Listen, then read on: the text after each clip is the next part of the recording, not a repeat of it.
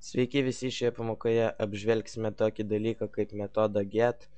Tai yra beveik tas pats kaip ir metodas post, kurį mes naudojame praeitoje pamokoje, siunčiant duomenys iš formos į failą. Tačiau dabar mes panaudosime metodą get. Taigi pasikeiskime formos metodą į get ir taip pat failę, į kurį siunčiame, tai yra gauti.php, pasikeiskime duomenų apdorojimo metodą taip pat į get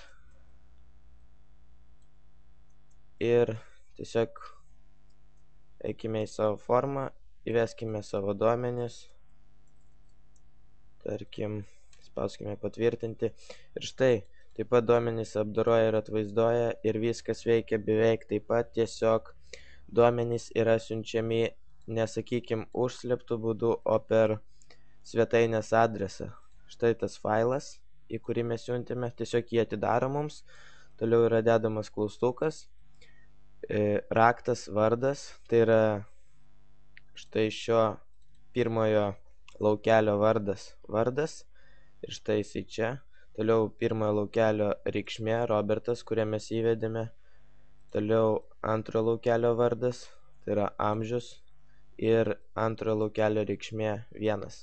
Na tiesiog viską, ką mes įvedame, siunčia per svetainės adresą, tai yra URL adresą. O post metodų tiesiog viską siunčia, sakykim, užslėptai ir mes negalime tų duomenų pakeisti. O čia mes galime visą tai pakeisti ir tiesiog mums iš karto ir atvaizduos.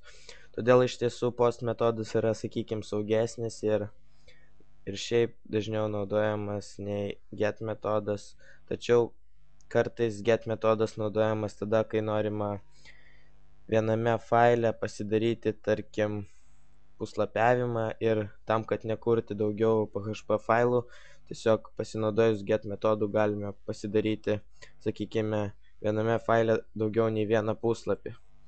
Na, pagrindė šioje pamokoje tiek, tiesiog reikėjo apžvelgti šį metodą ir kitose pamokose jau pradėsime date funkciją.